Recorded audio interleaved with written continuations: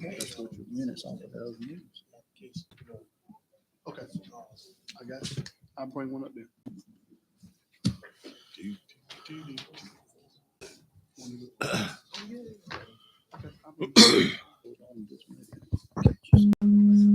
Yeah, that's fine. Like I said, I didn't have any intention of going over it tonight, No, I didn't think you did. but I did send it to the ones. Send it to the ones on policy. Duke with John. No. But I thought somebody had to sit down and write it, or not road. Written. Jason. Right.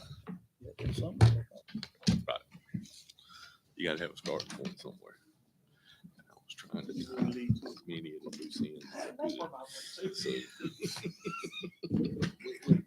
I understand this. it tried not to make it illegal. Well, Right.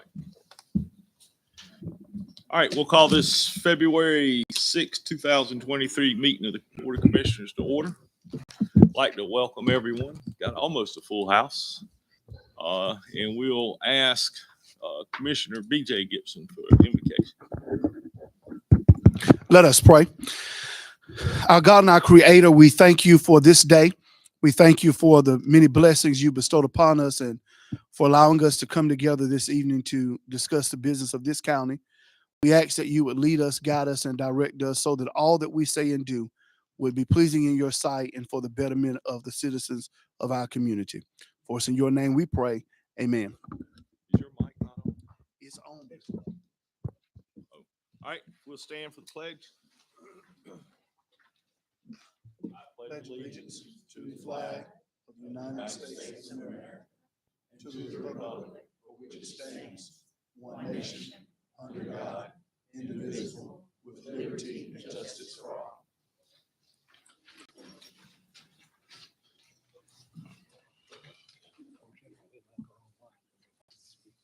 All right, everybody has an agenda. We're looking for a motion to approve the agenda. So moved. Second. We have a motion and a second. Any discussion about it? All right, all in favor? Aye. Any opposed? The ayes have it. Public forum. We have Reverend Tyson is on the agenda for tonight. I don't see him here. Is that the only one you had? Does anyone else like to address the board for the 3-minute public forum? All right, seeing none, we'll move on. Consent agenda. We have a motion for that. So moved. Second. All right, moved and seconded. All in favor? Aye. Any opposed? Great, moving right along. Okay, now next up is 'Tis the Season, Miss Terry Parker.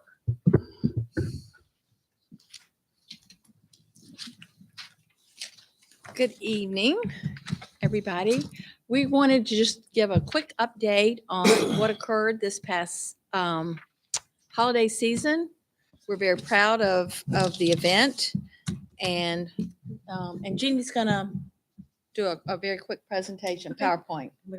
Hey, I'm Jeannie Pope. We've been up here before. Thank you, Commissioner President Ivy, Vice Chair Gibson, County Commissioners, fellow townspeople and county members, and dear volunteers and friends.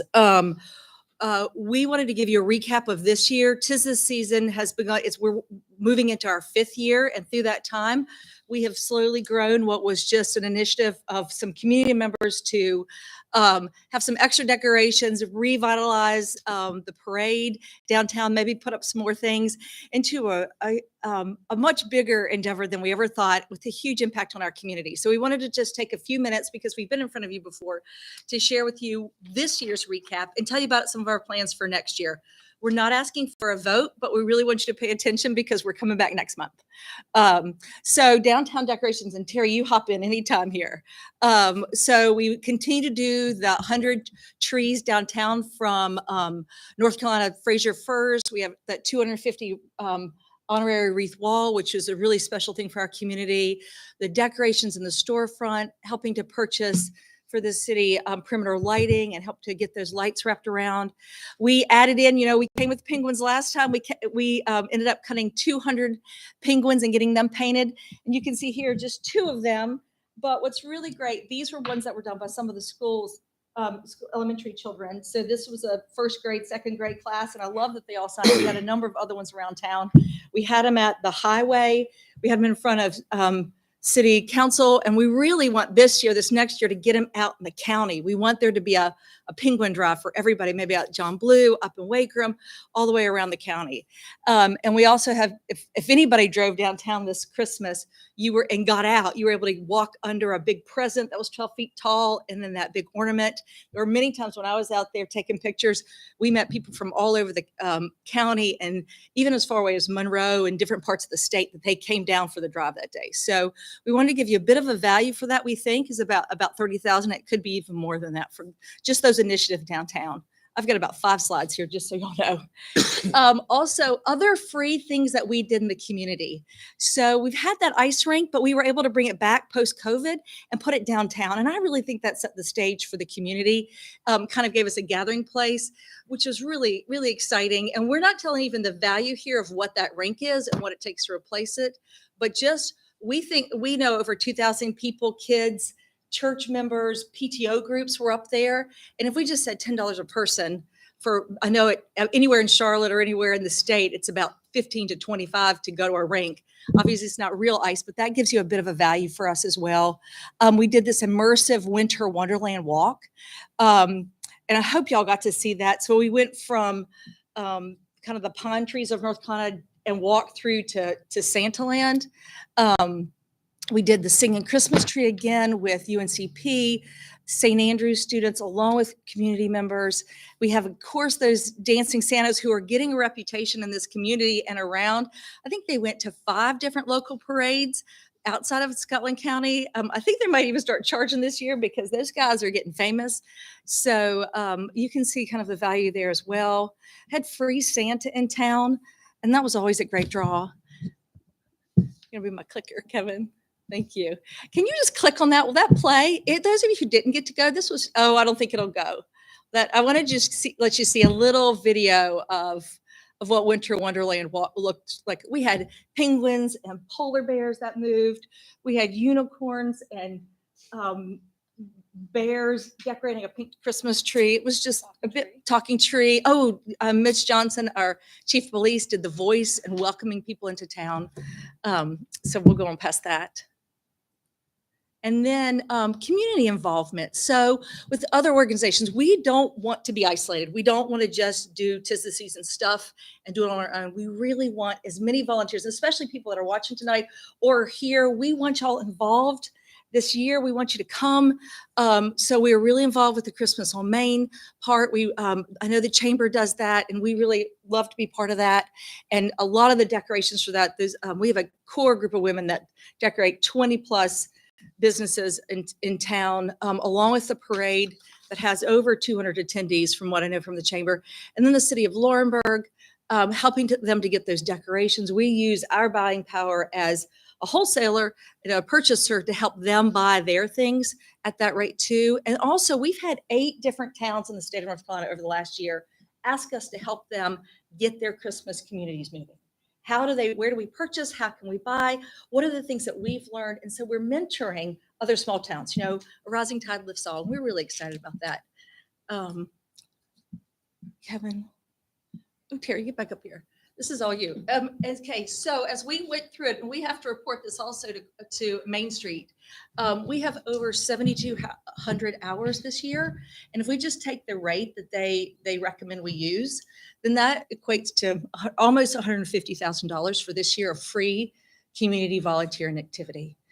which is astounding, I think. And we really span across socioeconomic groups. We span across age groups.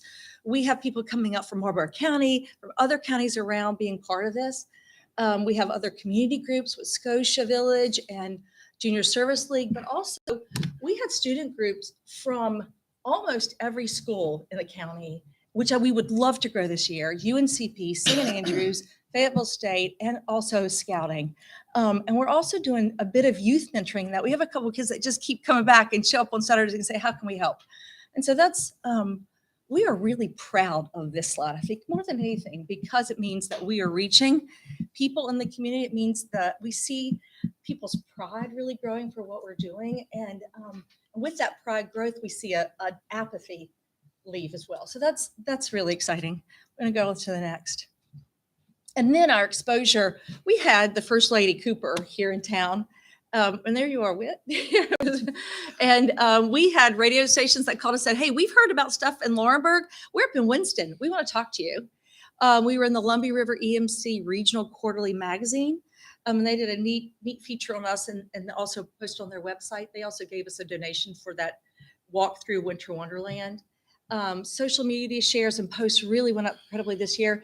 And even one of the towns that called us said, I saw your penguins on 74. What are y'all doing in Laurinburg? So just things are happening in Laurinburg that's getting beyond our county. And that's what we're excited about. So into the next year. So these are the things that we're looking for funding. And we're not only looking from y'all, but we're looking at other grants that we've been working through, other companies that we've worked with before. Lumbee River, you can see, has been a great partnership. But y'all can see from the value, we have about $250,000 of value that we're really bringing to this community in that holiday season, which is about mid-November through kind of mid-January. So we're going to continue, and we need to grow our Arctic ice rink. We need to also replace some equipment in it. We're going to grow those dancing Santas, and we'd love to continue with that Winter Wonderland walk. That was really exciting. New this year, we're going to add another walk under decoration a little differently. So we want people walking through town. Maybe we'll find another spot. We'd love to add some more decorations in other parts of the county. If y'all have connections or want to connect us to them, maybe Wagram wants some decorations up there. Maybe Laurel Hill. We'd love to do that for our whole county. We want to add some more decorations as well, like a large State of North Carolina with our county highlighted there. We'd love to put a trolley in for at least a partial rental and let that be something that creates income that we can continue to do that over the holidays. We have two big projects that y'all heard about last year, and we had to table it, but those are still on the agenda. A live nativity, which Terry has worked out where to get the live camels and all the other details with that. We've had a lot of conversations, a lot of meetings about that. That's just a big endeavor. And then a 1 mile light drive where we on the St. Andrews campus, where we would partner with Park and Rec with that, Brian Graham. And so those still are on our agenda for this year. Terry, what else do you want to add to that? I'm I sorry. think that's it. You sure? Any questions? Anybody have anything? Everybody should have that sheet. I think you gave everybody one of those. So, all right, great. Thank you both for coming, Thanks. and the penguins too. Yeah. Thank you. So like we said, we'll be back next month. So we really want you to consider how y'all can help us with this funding and other projects. There's one more thing I want to add to this tier too. Y'all have a lot of influence in your community. You have a lot of people that you work with. We want to be part of that community as well. If you have people that you know that like to be part of this, we'd love to hear them. We'd love to know about them. Please connect us to them or connect them to us on our Facebook. Perfect. Thank you both. All right, we'll ask Miss Tiffany Anthony with the Southeastern Community Action Partnership site plan, and anybody she brought with you. Miss Foskey, don't stay there. You need to get up too. Good evening, board. I bring you greetings from Southeastern Community Action Partnership and Dr. Erica Whitaker's absence, our CEO. I'm here to introduce some very phenomenal gentlemen who will give a presentation on the preliminary site plan for the IG property or site. We have Mr. Lorenzo R. Winslow with TriArc Design Studios, as well as Mr. Jeff Jordan, who is with Construction Works. I'm sorry, would you repeat the first name, the gentleman? Mr. Lorenzo Winslow with TriArc. It's a tongue twister.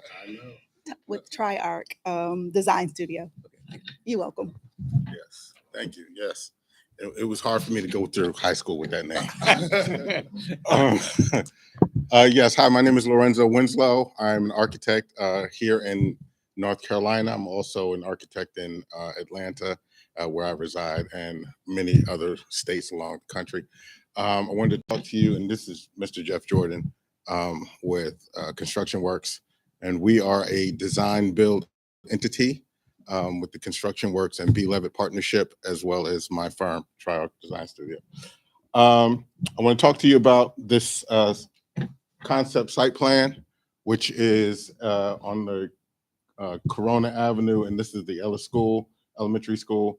When we were proposing to do a concept of a office space, which was donated or potentially donated from the community to Dr. Whitaker for the SCAP.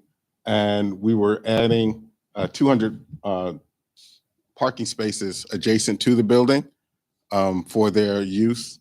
And adjacent to that is a 10-acre community that we are proposing to develop.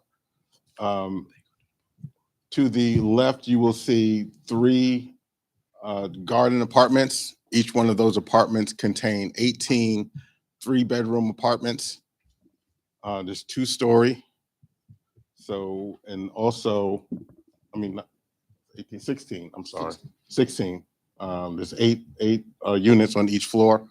And then also you have a community center in the center. So as you're coming down Corona Avenue and enter into the community, you will see the first thing that you will see is the community center. That would be for the community to have meetings. There's also a pergola and a outdoor grill, just in case somebody would like to rent that or use that for any kind of use, for any kind of entertainment that they would like to have. And as you're coming into the cul-de-sac and make that right, you have 17 2- and 3-bedroom single-family houses. All of this is for development for affordable housing and for the elderly. So elderly housing, senior living. There's also a, if you can see here, little playground area for the children, so they have somewhere to go, and a walking trail around the entire community. So you can either do a figure 8, you could do a whole around, or you could do one of each one, just depending on how much walking you want to do. Each of the, there's also extra parking for anybody who has visitors within the community. And also each one of the houses has a single car garage or carport and enough space for 2 additional cars for any of their visitors. Up at the, you see at the top, you will see that is the garden apartment, showing you what it would look like. And below we have different concepts for the single family housing. All of the housing will be built with either brick and or hardy plank, painted hardy plank, which will be able to last for years. So very low maintenance. Any questions? I do. Yes. At 2 stories, that's for the seniors. That community itself is for seniors only, Seniors and affordable housing. the apartment. So complex. you can do seniors in there as well. So there will be, if there are any handicapped or elderly that needs assistance, then that would be on the first floor. Yeah, that's what gonna be my question. Okay. You know, if that's just for seniors, we kind of rough going up those. Yeah. stairs. Mm-hmm. But, you know, I do have concerns. Yes. Most of your seniors want to stay with seniors. Okay. You know, I know you want to mix up the communities, but most of your seniors want to live around seniors. They have a hard time adapting to younger folks. Mm-hmm. You know, are you gonna have an age restriction, or if you can, because it's hard to have a 70-year-old living with a 25-year-old listening to that music, doing things of that nature. I'm just being honest. with you. I understand. I've done a lot of senior living projects, and you're correct. I would think that, Mr. Williams, that would be actually That will be Erica's. Okay, I'm situation. sorry. Erica's. Because they're the one who let go in and go out. They just design. I got you. Right. Right. Okay. Yeah, I represent the construction side. Lorenzo does the design. And we're talking about 101,000 square feet of development. And we're predicting the 24 to 30 months to construct the development. If my math is correct, that's 65 units between the single family house and the apartments. Right. Am I close? Yeah, that's about right.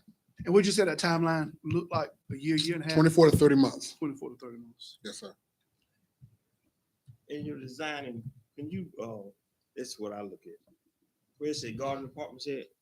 Look back on, page before. Hmm. Right up above garden apartments, that little back area there between, I.A. Johnson property line and, garden apartments. Mhm. I think since you move a lot of seniors there, they put a garden there, so community garden. for Yeah. seniors. Mhm. I think there will be something good. So they'll have, some people used to having their own garden. Right. Mhm. So just have a place for everybody can participate. If you throw something like that in there. Okay. Okay.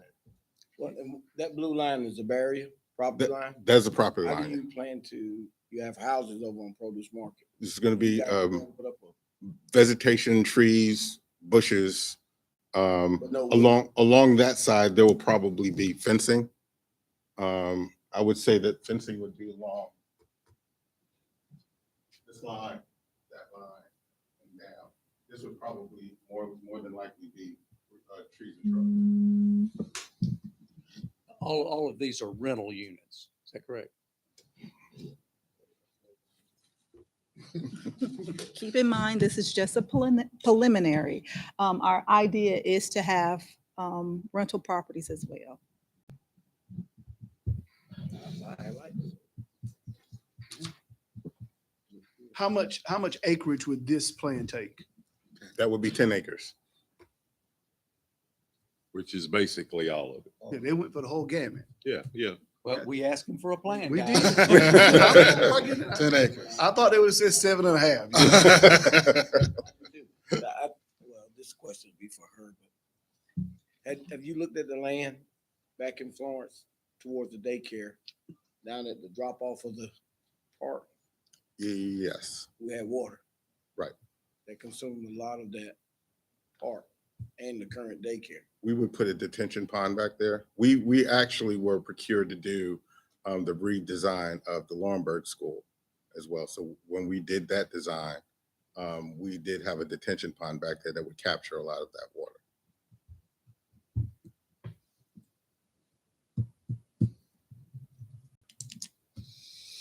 Any questions? It's good to me. Moved it up for discussion, whatever moves you. So this would involve deeding it to Southeast Community Action Partnership. Mr. Alford was kind of insistent of a clawback of 5 to 7 years. If nothing was done, we would come back. And after that, I don't want to say out of the picture, but it's up to Yeah. Tiffany then. And of course, Miss Foskey will make sure all that happens. 'Cause, you know, that's the power behind the crown over there. That's right. That's right. Mr. But- Chair, if I'm in order, I'd like to offer a motion that we move forward with, allow our county manager, to start that process and our attorney of us deeding over this land, the 10 acres and that particular annex building at the Marburg, I.L. Johnson School to Southeastern Development. We have a motion. We have a second. We have a motion and a second. Can I ask a question? Yes, To With that clause as well. yes. 5 years or 7 years? It's your motion. Take 30. you Do said- 6. Okay. And then- get in the middle. Is that When doable, the gang? deed to be delivered? I believe so. When do you want the deed delivered? When do you want the transfer over? 30 days? I mean, you don't, and I I know. don't, maybe this is outside of yours, Tiffany, but he's asking when would the deed need to be done? 30 days or I'm going to anytime? defer that to Dr. Whitaker in her absence. I don't want to confirm anything, but I would like to defer that to her. She will be able to confirm. We'll say 30 for Yes. now and then, okay, because that gives, I assume your attorney is going to want to do Yes. a Yes. review of the deed or Yes. title search and whatever, however, we're going to coordinate that out with the annex there. So, Might want to give it 60 if somebody's going to do a title search, just in case we got the problem with the rest of the deeds on. I take your advice, do 60 days, in 6 Right. years. I mean, there's, That's fine. we've had some issues with the. Oh, I know the Yeah, system. yeah. That's fine. All right, any more discussion? Yeah, ahead. I may just not be as familiar with the agency as I need to be. Mhm. These units are going to be built and will any of them be sold to individuals or all of them going to be leased property? They could be rental property, but we also have a home ownership program where that could potentially be in the works as well. So with our Section 8 program, we have a home ownership component. Once a voucher holder has secured a home loan, they can actually use their voucher for mortgage assistance. So that could potentially be used for affordable housing as well. Okay, yeah, when we were talking about this originally, that's kind of what I thought the Yes. direction we were Mhm. trying to go. Yes, so we do have a home ownership program, yes. And when that person that makes that agreement and then pays that off, is that They own. they own it and it Yes. passes to their heirs? Yes, Okay. Good opportunity. yes, it is. Any more discussion? All right, all in favor? Aye. Aye. Any opposed? The ayes have it. Thank you. Thank you very much. Thank you very much. And we'll let the attorneys handle it from here, so. Samantha Dutch, telecommunicator resolution.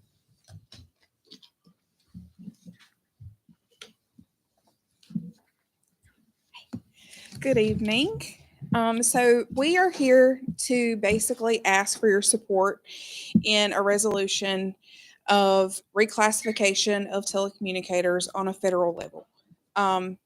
Showing your support on the local level for something to be passed federally would mean a great deal, not just to me, but to all of our telecommunicators here in Scotland County. Currently, telecommunicators are classified as clerical or secretarial positions. The work that we do, however, is,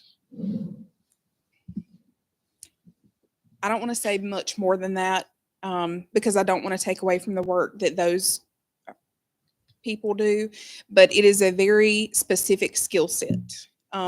There is hundreds of hours worth of training that goes into what we do. And if you don't mind, I would like to read the resolution. Please do. So the resolution states, whereas in September of 2021, U.S. Representatives Norma Torres and Brian Fitzpatrick announced that their 911 Saves Act passed the House as part of the fiscal year 2022 National Defense Authorization Act. The 911 Saves Act is bipartisan legislation to reclassify 911 telecommunicators from office and administrative support to protective service occupations in the Office of Management and Budget's Standard Occupational Classification Catalog. And whereas 911 telecommunicators are the first line of response during an emergency, and they deserve to be classified in a way that recognizes their work is on par with the work of other public servants classified as first responders. And whereas Senator Richard Burr introduced the reclassification bill in the Senate, where it remained, and whereas 911 telecommunicators are working with elected officials to reintroduce this legislation with the next Congress, and local support will assist this effort. And whereas the Scotland County Board of Commissioners are in support of such a legislative change. So really what we're asking is to be recognized as first responders, along with the people that we work side by side with every day. And I'm more than happy to answer any questions that you may have. So this is going to the U.S. Senate. Yes. There are 19 states that have passed something similar on a state level, but this is for federal. What's the benefit to those communicators to be reclassified? So currently, right now, what we're looking as a benefit is simply recognition. Could there be other things to change down the line? Potentially. It could mean that retirement restrictions are lifted. If something such as this were passed on a state level, which my understanding is it's going to be going before the state very soon, it could mean that 911 telecommunicators be given the same opportunities for mental health as our police officers, our firefighters, our paramedics. It could mean that, well, does that answer your question? Okay. And this may be more of a general question, but if it was September of 21 in the House and then it sat in the Senate where it's like it remains, would it not be dead now? And my point is we'd have to send it also to the House, not just the Senate. Am I right? That would be a dead issue in the Senate now. So It is being reintroduced. in the Senate. Yes. Not on local, because you guys would consider it county. So Right. Would it change your retirement as far as drawing state retirement, just like fire and law enforcement? Currently, no. One practical change when COVID hit and the first COVID funds came back down. There were allowances for public safety and public health projects. 911 was not considered public safety or public health because of this determination. Mr. Chairman, I move that we support this effort either by supporting this resolution or one that's worded differently if it has to apply to a new bill. Okay. We have a motion and a second. Any more discussion? All right, all in favor? Aye. Any opposed? Thank you. Thank you, ma'am. Thank you.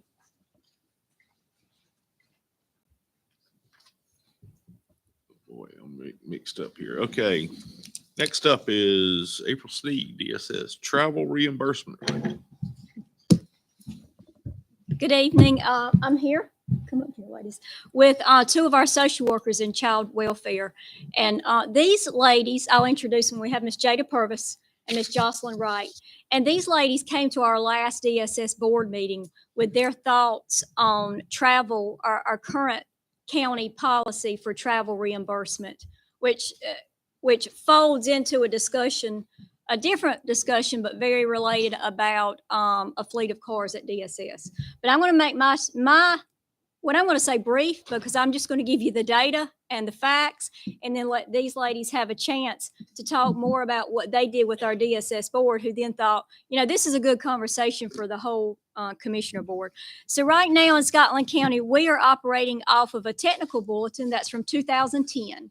And that's the last time, I can only assume that's the last time the rate for travel reimbursement was discussed at the commissioner level.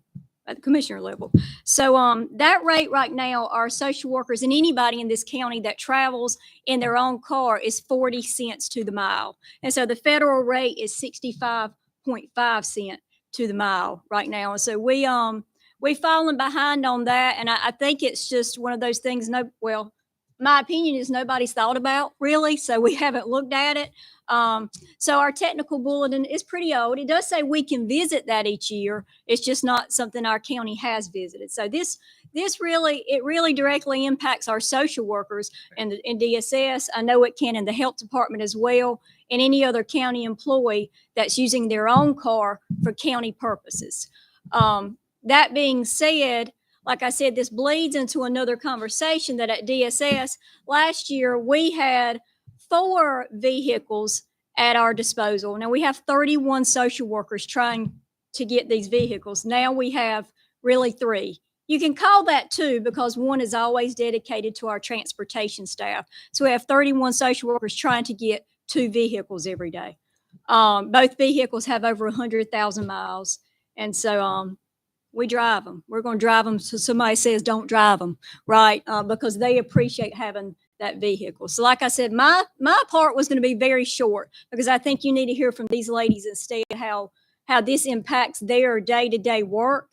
And to a degree, on a personal level, when you're driving your own car for work purposes every day. Good evening. My name is Jocelyn Wright, and I am a social worker. I've been here in Scotland County for about almost 2 years now. I travel from Cumberland County every day, coming to work. It is my choice to work here, and I appreciate the opportunity. However, I also lose an excess of 25 miles a day. That's not to include the fact that when I'm traveling, sometimes I have to transport family. That could be an increase on my insurance. I don't know if that is something that you all have ever considered, but it is an additional cost to transport our precious cargo, which is our children. And the work that we do will put us out all hours of the day, all hours of the night in different counties and sometimes different states. Sometimes we have to travel to South Carolina. So when me as a social worker have to transport our precious cargo and have insurance that's only suited for myself, I put not only myself at risk, I also put that child at risk. So I ask that you consider more vehicles, whereas our county will be able to utilize those, as well as thinking of the safety measures for the children in our county. Thank you.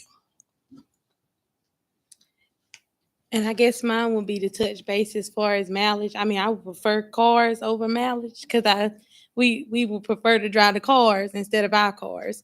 But I'm a foster care social worker, so I'm constantly driving, whether I'm taking kids to doctor's appointments, I'm going to pick them up, I'm moving them from place to place.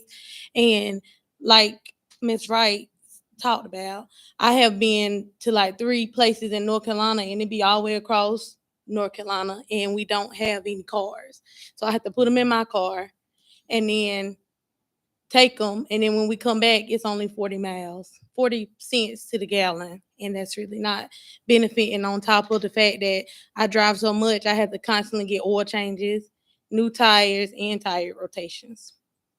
So I guess that's April, do you have any reimbursed miles we paid last year? I can. I pulled together today in fiscal year 22, the amount, and I know money, I didn't give you the miles, but the amount we spent on travel just for social workers was $14,000.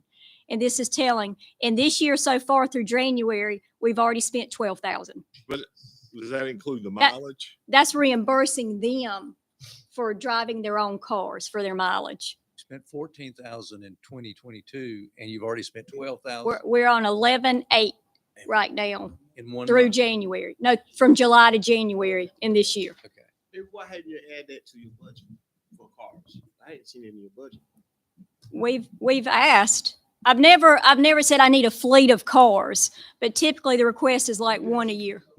Reimbursement money, and why don't you ask for some cars? She did. She has. I have. She did.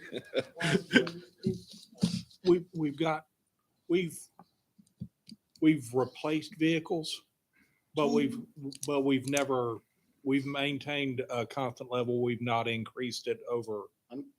And the you guys have 2 set cars. They got 2 cars for the whole department. We have 3 right now. Okay. And how many actually use them? How We many have social workers? 31 social workers. And we have other units that would love to use a car, like child support when they go to training, or anybody that loves to training would love to use a car. But at this point, I try to reserve them for these social workers who are going out of town or overnight type of things. I think there's 2 things in it that you guys are saying.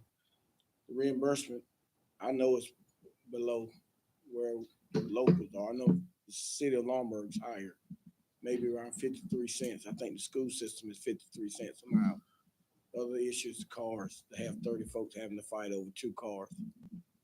Down to Chair, board members, Ms. Dorothy Tyson is the vice chair of the DSS board, and I serve as our representative on that board. And these ladies did come and share much of this information, but much more. And so what I want to ask is that we would look at those 2 issues, perhaps at our February budget meeting, to just start looking at possibly raising our reimbursement to a flex rate with federal government somehow, see what we can get on that scale. County manager, if you could bring that information, and also information to the meeting as to not just replacing cars, but perhaps adding a few more cars to their fleet, if we can look at that. And we also had the discussion about the reimbursement rate at the department head meeting 2 weeks ago, or whenever that was. And we are going to bring that to the policy committee this week as well, looking at doing just a modified rate, so it's tied to the IRS reimbursement rate rather than a fixed amount. Well, I think, and maybe this is the jumping topics here, because we were going to talk a little bit about the policy committee this week, that maybe we should write a policy on it that it stays at, and I'm gonna make this number up, 90% of the federal rate. And then we don't have to change it every time Right. it changes. It It just stays goes up and down when the federal rate goes up and down. What is the rate that you're talking about? It would be the IRS, the federal rate. Yeah, whatever rate we set, you know, And what is the IRS rate right now? 65. 65, that's the same. Yeah. But I mean, whatever we do with it, that if we Don't set tie it. to and a it dollar fluc- amount, Right. tie it to something. Correct. Right, tied to a percentage of the federal rate, and then it just moves as it needs to move. I mean, it's hard to budget that way, I know, but I mean, you can guess, but Some of these questions in regard to buying vehicles may need to be part of the larger discussion on budget. That's But what I I'm saying. think, but I think going forward, at least no later than our next budget meeting, we ought to make a decision on mileage. Mileage, at least. I agree.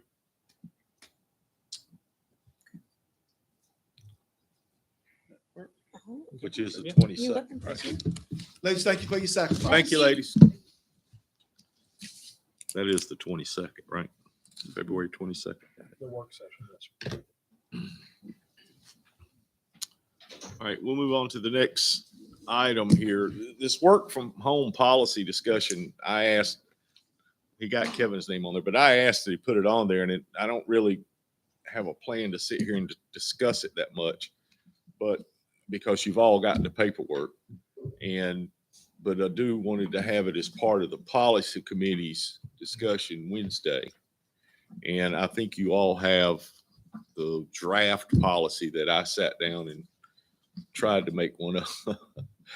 Mr. Johnston's had it. Did you So- send that to all the commissioners? I sent it to everybody. Yeah, to all the commissioners.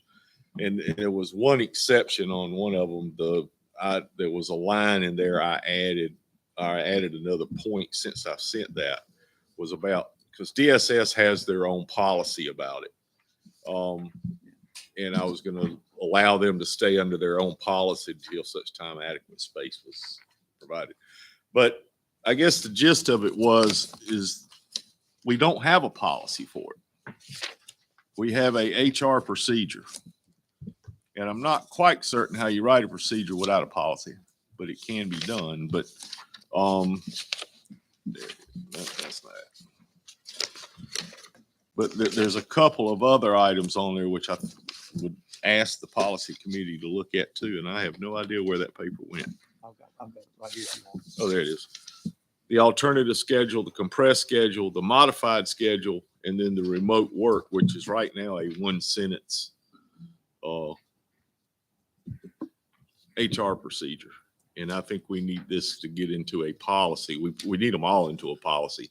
But after I wrote 6 pages on the remote policy, I stopped. So, but I was trying to cover every corner. But anyway, so the policy committee is meeting. I'm sorry, go ahead. Do you have anything you want to add to that? Okay. That was all I wanted to do, was to start that policy committee ball. Mr. Gibson, Mr. Williams, and I think Mr. Alford. I think 3 need to be there. I don't know where Mr. Alford is tonight. So I saw him Friday and he said he would be here. So, I don't know, have you heard from him, Jason? can you make contact with him and verify if he's going to be there? If he can't, one of I heard from us, him somebody last else week. needs to He go. called me last week to ask me a question, but that's the last I've heard from him. I saw him Friday, but And that was Wednesday or Thursday that he called me. I think. right. He told me Friday he would be here, but if he can't, I can go. I mean, and be the third. I don't want to be the fourth because then we break the open law meetings if there's So four in the room. So the policy committee is a public body anyway. yeah, but we have it advertised that, you know what I mean? So, so Mr. Chairman, I understand that DSS has its own policy. So policy committee is not going to review their policy. Health department has their own policy. Are we going to allow them to do the same as it? I didn't know that, but yes.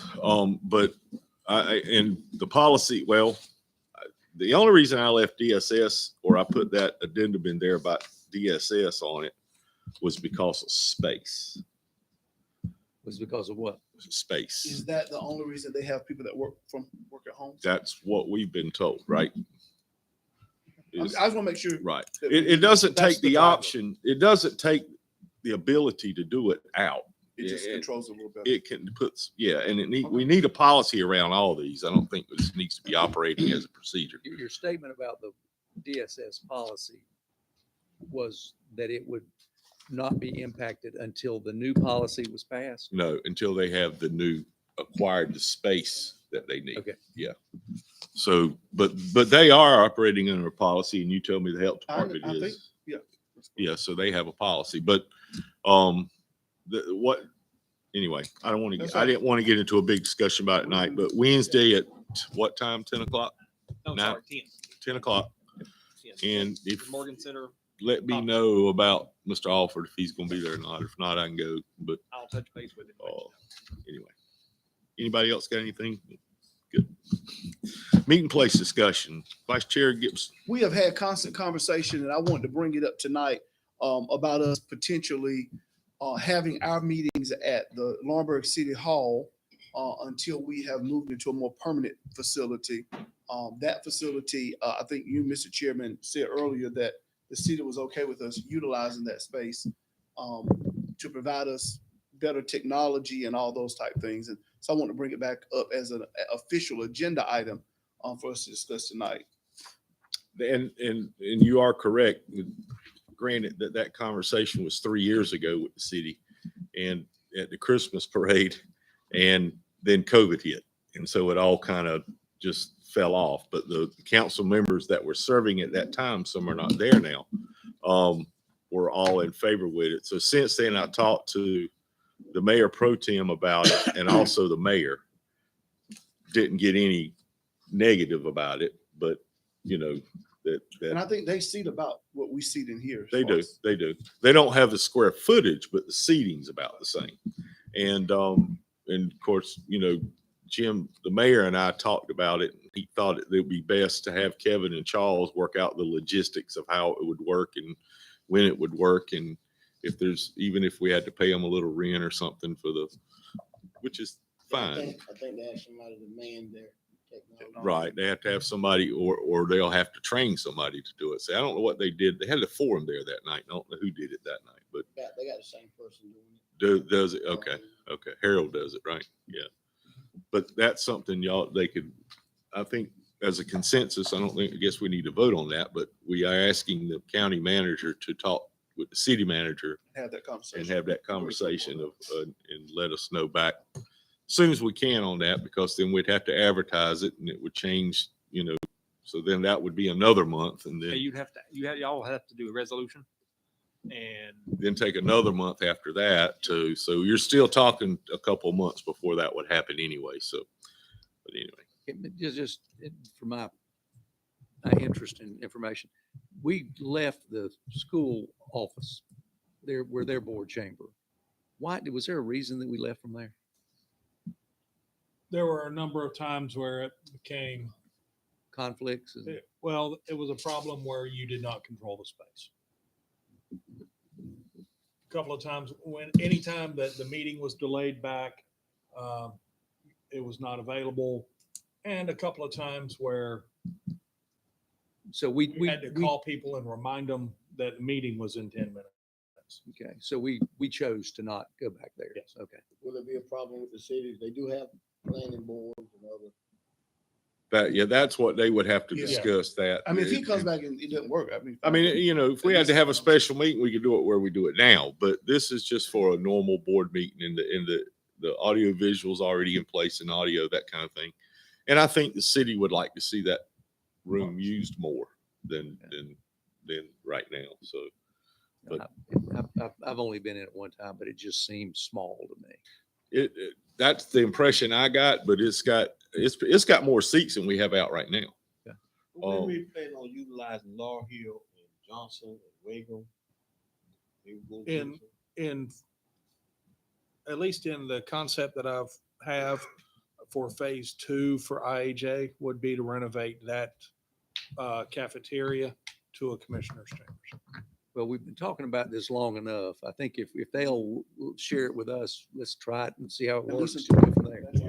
And then they could bring it up in their February meeting, which is still a couple weeks away, and discuss it amongst themselves. But I did discuss it with Mary and Jim and left it at that. I didn't want to go around the room, but the folks that were there for it 3 years ago, however long ago that was, were okay with it then.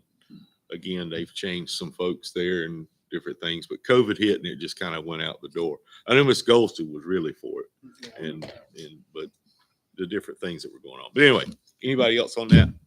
All right, we'll move on to Ms. Deaver, Health Department. Good evening. Before I do the respiratory update, I'd like to bring your attention that February is American Heart Month. Heart disease and stroke are the principal components of cardiovascular disease. They are the second and third leading cause of death for men and the leading cause of death for women. Heart disease attributed to approximately 20,000 deaths in North Carolina in 2019 and 108 deaths in Scotland County. While high blood pressure and high cholesterol, smoking, and physical inactivity are considered 4 major risk factors, several other factors are obesity and diabetes. So how can you keep your heart healthy? Control your cholesterol and your blood pressure. Get active. Even a brisk walk every day can help. Quit smoking and only drink alcohol in moderation. Manage your stress and eat healthy. The respiratory report, our community level is still at a high risk. The COVID numbers continue to trend up. We currently have outbreaks in 2 of the nursing homes and 1 residential care facility. We have not had any deaths this month. Flu is still on the rise in our region, where in other regions they're starting to see a decrease, but in our region is still on the rise. RSV cases, though, have decreased. We continue to give vaccines by appointments through our general clinic, and we continue to give out the COVID at-home test every Monday and Tuesday. Do you have any questions? Ms. Diva, are you all charting these numbers? I mean, actual numbers like you were doing one time before? We are. Could you start providing that for us? Yes, I can do that. Do you know currently maybe this year, or maybe the last 6 months, our overdose death rate? Is that something you track? No, I don't Okay. track that. I think Robert Sampson. Okay, I knew somebody probably that. did, but I didn't know if you did it. So I knew it was high, but I didn't. Oh, there's Robert. I didn't see you.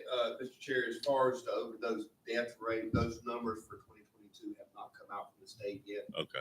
So unfortunately, I'm not able to provide those numbers. They're like a year behind. So It was just a curiosity thing. So I know you hear a lot of it going on. So Any other questions? Thank you, ma'am. thank you, ma'am. IEJ report, County Manager.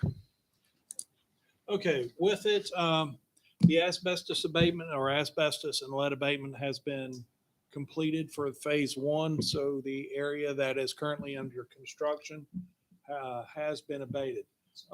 Actually had word back from our architect that is working on phase 2.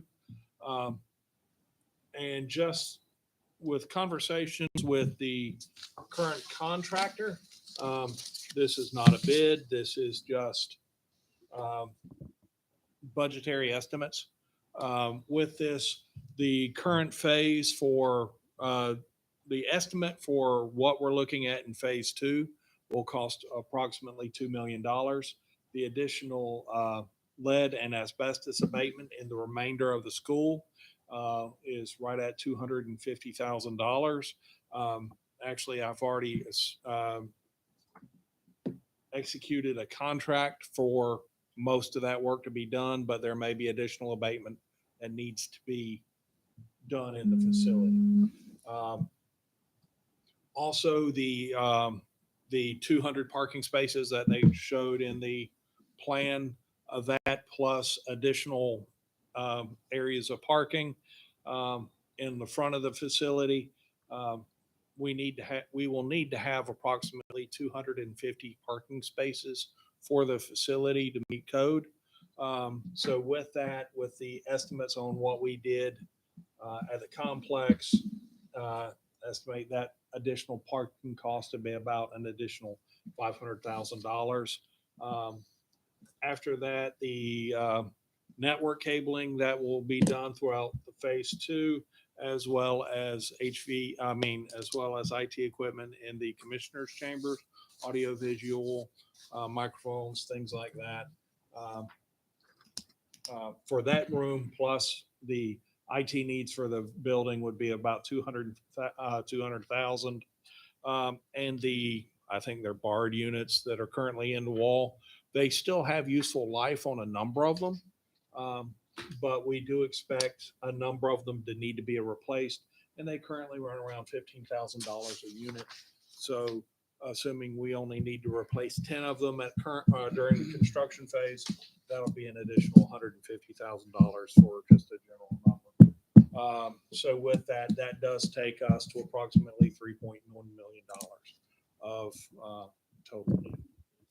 With that, we do have approximately $1 million still available in the capital fund. So that with the requests that we've made to the state, that puts us on target if we get the funding from the state. But now none of this includes that annex that CCAP would be. It right? does not. Okay. Because they're going to take care of that. Yes. Well, and maybe going back to that discussion, how are we going to split that up? Because that building runs off the other building. It does. And the conversations I've had is depending on exactly what they need to do, if they would want to run just a new electrical service, either that or go off and transfer the building, but thereafter figure out some type of schedule utility payment that where basically they just pay a portion of the utility based on the total square footage, just enough to maintain utilities. I would not think it would be a significant dollar amount for their project. Right.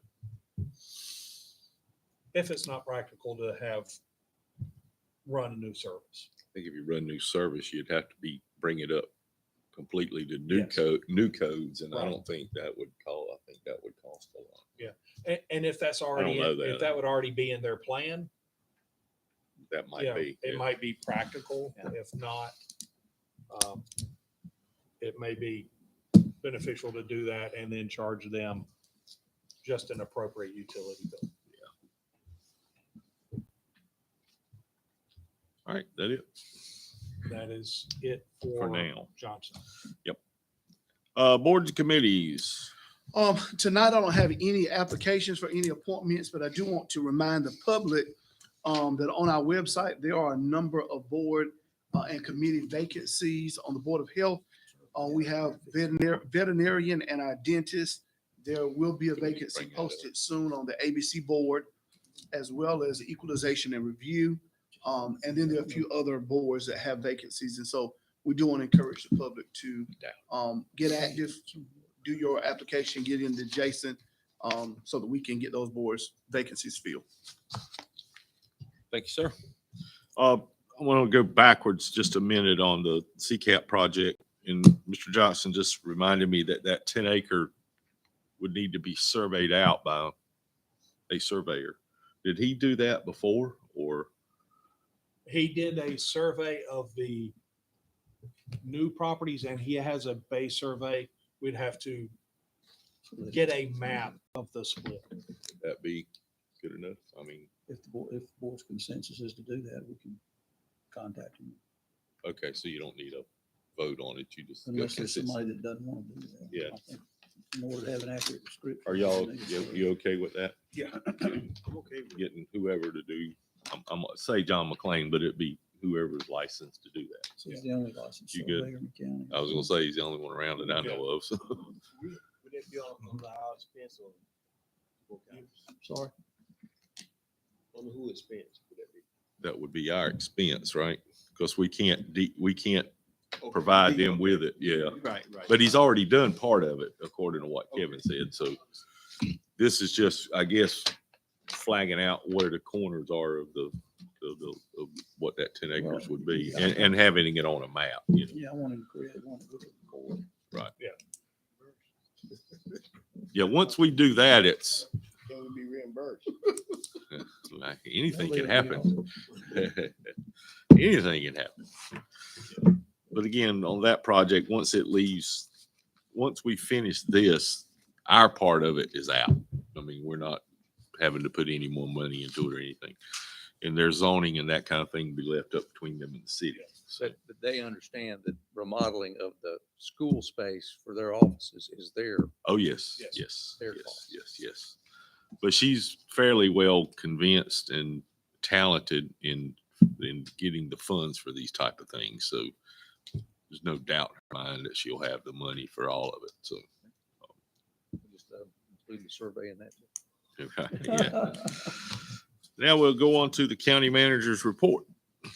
Okay, a few things. Our library director's not available tonight, but he was wanting me to extend his request for funding for a project that he's looking to do. Basically, there are a number of ADA projects that he's currently working on. He has funding, state funding for several. But the larger project that he is wanting to do is to update the shelving in the library to basically meet ADA compliance and also basically update the shelving, which is well in excess of 20 years old. We don't know exactly how old it is, but we know it's more than that. It probably has not been updated in far longer. The new shelving would be ADA compliance and also be reoriented to increase visibility from the circulation desk, which is actually the bottom center of the diagram, increasing safety and basically making this children's section, which would actually be the top center, but also having that portable, so it could be, those shelves can be moved out of the way for the summer read programs and other events for that purpose. The request there is for $230,000 worth of funding. For that, he does have an additional $60,000 of state funds, and that would go to making the front entrance ADA compliant, as well as making sure that the and upgrading the bathrooms.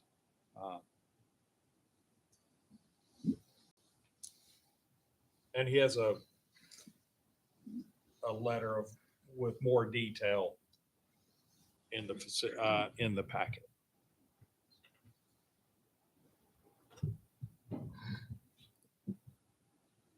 With that in mind, and this is something we have not done, we have not taken a tour as a board in a number of years.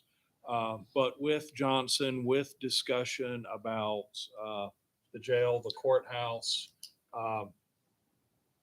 with EMS projects, my recommendation is for the board to consider either traveling meeting on the 22nd and actually taking a tour of a number of our facilities, EMS, DSS Health, the library, the courthouse, jail, and Johnson. And I'm talking a fairly brief tour in each building, but just allowing to put eyes on each one so we know that, so that as a body you do this. Either do it as a group on the 22nd or having the Capitol Committee meet prior to that. And they can go through and having that meeting. They can take the tour. Where we're meeting that day, right? Yes. And we would get a van and take everybody on. Do a like tour. we did when the flood Yes, sir. did.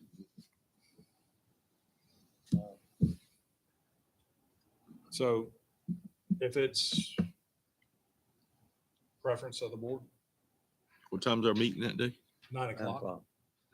And it's gonna take 2 hours, 3 hours? What are you planning? It on? would take, that would probably take 2 hours. So then we could leave at 11 and go to, it's another 2 hours. Should be done by, I mean, I'm fine with it, but you guys decide that. I've already got the 22nd blocked out. Probably be all day long. I mean, you probably have. Yeah, 3 hours of yeah, budget. by the time you did lunch in there somewhere, yeah. It'd be 3 o'clock before we get through. That's Right. okay. I'd rather do it all in one day than spread it over two. Yeah. And with this, I know that you're each familiar with each of these buildings, but the purpose would be to go through and look at it for a different purpose rather than just going there for meetings or something like that. I'm fine with that. Just do it after our meeting we have. The other thing, there was a request for an update on Munis. And actually, I did have ask finance and HR to give a update on exactly where we are. The Munis system, then the financial software was put into use February of 21. Sorry, February 22. So it has been used fully, and after the board took action to change the pay schedule, we actually made the first payroll with the new software January of this year. So the paychecks that came out on January 15th were done off the new system. There were a couple of issues where basically in the transition, inactive bank accounts became the primary accounts. But as soon as that was discovered, manual checks were issued that same day. There have been a number of, there's still some small issues some issues that are going on. They're never small if they're happening to you. But fortunately, the department heads are very quick in recognizing if there's an issue, and they're bringing them back to finance so that those issues can be acted on and corrected as quickly as possible. So there are still the financial side is complete. The HR system, HR and payroll is about 95% complete. They're going through debugging, making sure, trying to get everything in and situated. There's some small issues that are remaining, but most of those are very much in the weed aspects.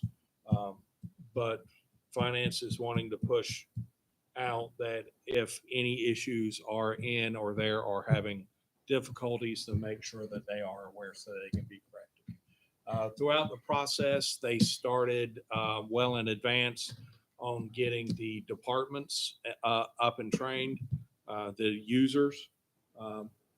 And so throughout the process that's been there, we've actually it's been some of the more interesting department head meetings that we've had, talking about some of the policies and structures that we have behind things. because of these changes also. We also are looking to implement the other aspect on financial software is the reporting module, which will be done with next year. That will help give us even greater customized reporting information. That was one of the aspects that we really wanted to change when the concept of changing software came up in 2018. At that point in time, the software we were using was originally done in 2000 or 2002, between 2000 to 2002. And basically over time, it was sold a number of times and it was effectively not being supported to a level that was appropriate anymore. So we decided to change. We went to Munis software, which actually does provide a number of other counties and as well as cities throughout North Carolina and other states. So, these transitions in financial software is always difficult, but this one has run much smoother than others I've seen in my private sector experience.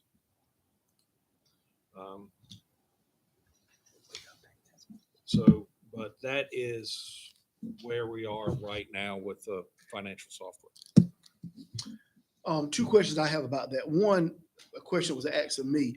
On the first paycheck, leave benefits were shown, but on the second paycheck, they were not shown. And some employees are concerned about that not being shown on their pay stub. Right. That was not being shown. Right now, the benefits, everyone has access to the system called ExecuTime. It's our time management software where they clock in and clock out. And basically that provides real-time information to all of your hours, sick leave, petty leave, vacation. All of that is there, as well as you can see what time you've requested, whether or not it's been approved. It was decided not to print that on the pay advices because there was the difference in right now, the benefits are accrued in the system on the 16th day. The pay stubs are calculated on the 15th day. So when you get your paycheck, what you were used to seeing was you had the full month accrual when you got your paycheck. Now, because there's a day difference in between the accrual, you had a number of people saying, wait a minute, where's my hours? I didn't get my hours. So there was a timing difference in the system on exactly where that was. And since employees are expected to, or the vast majority of employees are expected to clock in on ExecuTime, that gives you an exact benefit balance at any point in time. So versus a pay stub, which chances are within a few days, if you take any time off, that pay stub is wrong anyway. From the ones who share that concern, I mean, I don't know if department heads have heard this concern. I think they understand that perspective, but some of them were older people who still depend on paper and don't trust computers as much as they trust paper. It was a legitimate concern, and I shared that I would bring it. Yeah. So I think it may need to be revisited. I mean, if it's not a problem, I'm like that, B. I need to see it. But Kevin, do they get an email confirmation of, their hours worked, accrued time, sick time, vacation time earned? Do they get an email from every? No, actually, each month when you get your paycheck, if you want to see your pay stub, you have to log in to the system and you have to go on the computer to see your pay stub. We don't give paper pay stubs either. No, not paper. The reason I said that, this Munis system the city had as well. So when they paid you, you got an email and you logged into this email with your social security number and it would show you exactly what was taken out, contributions, things of that nature. Every employee had a separate pass code that you can look at it, that they can, and you can go back and look at. Yes. previous Well, we weeks. had that, don't we? We have that. Yeah, 'Cause so But we don't send them an email telling them that. They don't It's- get It's that just information. always available to them. I get an Right. email. you When do, I get it. I mean, you don't get an email every month said is it's on- log in here and there's a click here button and tells you to. On Munis, Kev, I'm saying every employee should get one. Just needs to be made available.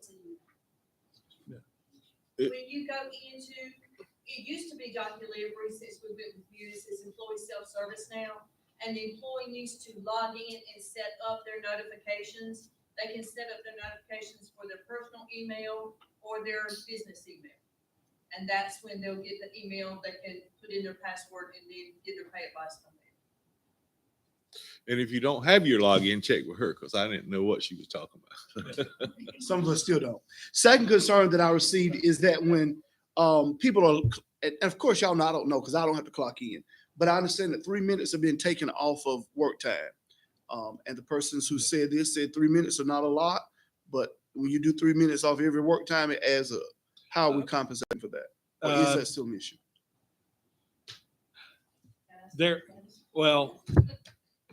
They're basically the system, it's not taking time off. The executime, when you clock in, executime goes off and timestamps that clock in. It's pulling from a different, it is pulling from a different NIST clock than the clock that the network is pulling from. So, and the one we're pulling from is the same as your cell phone. So basically the difference is the time on my computer could say 7:12. The clock on the wall says 7:15. 8 hours later, there's still the 3 minute difference just in the two clocks. So 8 hours is still 8 hours, or I guess 9 hours with lunch is still 9 hours. There's no difference in that. There's the difference in if you go into ExecuTime and then pull up, hold on, I want to see the exact time on this punch in versus the exact time on this when I saw it, there's that difference. But if you're clocking in, if your phone says, I'm clocking in at 8 o'clock, and then I clock out at 5 o'clock, ExecuTime might say you clocked in at 7:57 and you clocked out at 4:57. But it's still the same number of hours. Same number of minutes. Yes. But we are reaching out to Tyler Technologies to try to get that fixed. Because our old ExecuTime was on the atomic clock. This new version of ExecuTime, which is the newer one, is showing whatever time is on that computer. But when you actually do the clock in, it's going back to the atomic clock. So that's where the difference is. Thank you. But we are working on fixing that. Thank you. Yeah. So, but it is it's probably the difference in between network time versus the NIST or the atomic clock. But it is, it's being fixed, but it is consistent. It is not a fluctuating difference.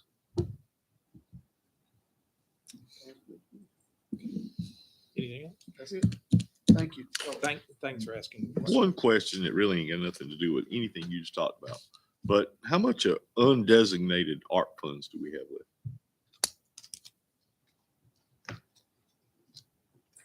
I will have to pull. Your teeth. That's going to be a topic on the 22nd. Yeah, I know. can- I just, it dawned on me. I hadn't heard a number lately, and I know we've got till December to spend it. Yes. And I want to talk about that and how I want to report it all being spent by June 30th. Yeah, but you actually have to physically spend it by December, right? Yeah, oh, I'm gonna, Or you have to commit it. I'm gonna legally tell the federal government we will have spent it all by June 30th. Okay, as long as you're one signing the letter. I am and following the state's advice on how to do it. As long as Roy will sign along with you, we'll be okay. Yeah. All right, is anything, anybody got any questions for Kevin? Nothing? County Commissioner news, we'll start on this end. Commissioner Williams. Nothing? Commissioner Gibson? Mr. Fatter? Mr. Gibson? I have three very quick things. Just want to remind everyone to be in prayer for Hope County. One of their commissioners, Commissioner Lonnie Baldwin, passed away, and then we found out today that his brother works for SCAS. Is that correct? Yeah, works for SCAS. And he'll be funeralized on Wednesday. Secondly, want to remind everyone, you should have gotten an email, but the African American Heritage Committee is sponsoring a Black History Parade on February the 25th and have invited county commissioners to be a part of that. And also the reminder that the NCACC District 4 and 5 meeting that was set for February the 23rd has been moved to March the 23rd, and it will be downtown at the Brick and Mortar, and it's at 5:30. So we'll have commissioners from other. It's set then. Yeah, we have commissioners from other counties here, as well as our, hopefully, our House and Senate reps from the various counties. Concern there is if they're in session, whether or not they'll be able to come, but still be an opportunity for us to fellowship together and get some updates from things across the state. At your recommendation, Jason did prepare a resolution honoring. Yes. Yeah, And I if need you to came in late, you'll need to sign that. So BJ, I have a conflict on March 23rd. Really? Yeah, I will try to move it, but I don't think I can.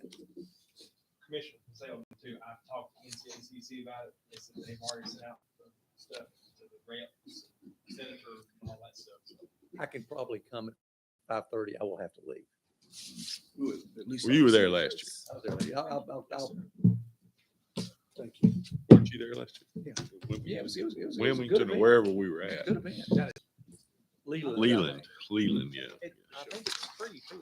All right, if nobody else has anything else, then I'll need a motion to go into closed session pursuant to North Carolina Statute 143-318.11 to discuss matters relating to the location or expansion of industries or other businesses in the area served by the public body, including an agreement on a tentative list of economic development incentives that may be offered by the public body in negotiations, or to discuss matters relating to military installations, closure, or realignment. Do I have a motion? So move what you said. Second. That's why I read it, so you wouldn't have to do that. All right, everybody, aye. Any opposed? All right, so we'll go into closed session. We'll wait just a minute till they get the audio visual stuff done off and. Mr. and Mrs. Tyson, how are you all? Hey Wonderful, wonderful. Hey there. Go ahead. That's